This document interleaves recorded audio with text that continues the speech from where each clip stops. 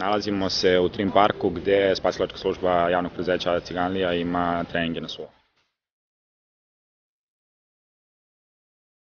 Od malih nogu sam trenirao plivanje nekih 10 godina. Ranije, u vreme mog detinjstva, bila je popularna serija na Baywatch, pa moram reći da je to bio jedan od razloga. Druga stvar je, želeo sam da tu karijeru, osrednju do duše karijeru plivača, pretočim u neka dobra dalja dela i tako jednostavno ideja se javila sama od sebe. Ono što je veoma bitno spasioci jeste da budu hrabri, ali ne ludo hrabri. Znači moraju biti inteligentni, moraju razmišljati u određenoj situaciji. Pa najvažnije je, osim fizičke pripreme, mentalna stabilnost. Pre svake intervencije moraju dobro da promisle da li to mogu da urade. Ukoliko mogu da urade, moraju krenuti u intervenciju biti potpuno spremni za to. Takođe, ono što je bitno za spasioci jeste da moraju da drže visok nivo pažnje u dužem vremenskom periodu, obzirom da im radni dan traje skoro 9 sati i da svaki trenutak nepažnje bukvalno može da donese neki problem.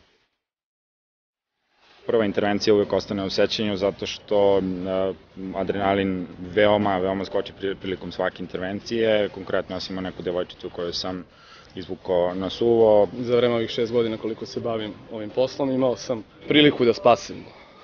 Ne znam sad tačno koliko života, nisam vodio tačnu evidenciju, ali osjećaj je potpuno prirodan. Sad da vam kažem da je to nešto neki vanzemaljski osjećaj, nije, to je jedan potpuno prirodan, rekao bih vam već kroz godine to postoje jedan normalan, uobičajen svakodnevni osjećaj.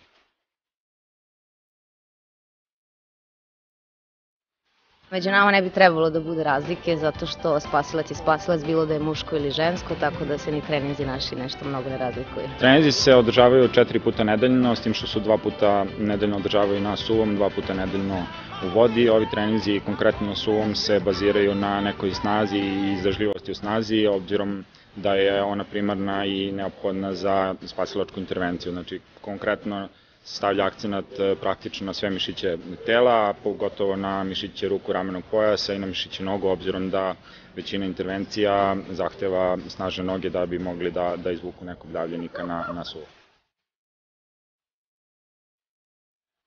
Marko radi izgibove sa podignutim nogama. Ova vežba je izuzetno bitna za leđa, odnosno za ruke, rameni pojas, kao i za trbušnjake koji se sad trenutno nalaze u statičkom režimu. Posebno mišići koji su angažovani, to je veliki mišić leđa, musculus latissimus dorsi, biceps brachii kod ruku i kod stomaka, pravi mišić stomaka. Vežba se radi u 5 serija, između 10 i 12 ponavljanja, sa pauzama od minut i po otprilike između serija da bi mišići mogli da se odmore. Nikola radi čučanj sa medicinkom. Ova vežba je bazirana na snazi nogu i sedalnog dela.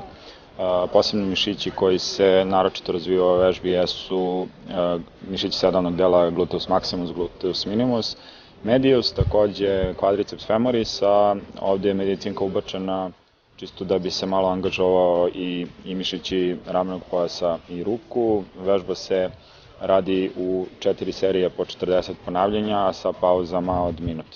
Bazirano znači na snazi nogu i određenoj izdržljivosti koja je neophodna za spasilački transport do obale. Miroslav radi sklekove na paralelnom razboju.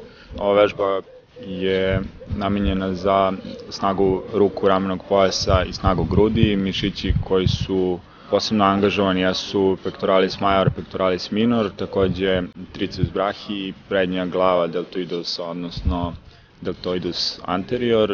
Vežba se radi u 4 serije po 25 ponavljanja sa pauzama od 2 minuta i koncentrisana na snagu gornjeg dela tela i određenu snažnu izdržljivost.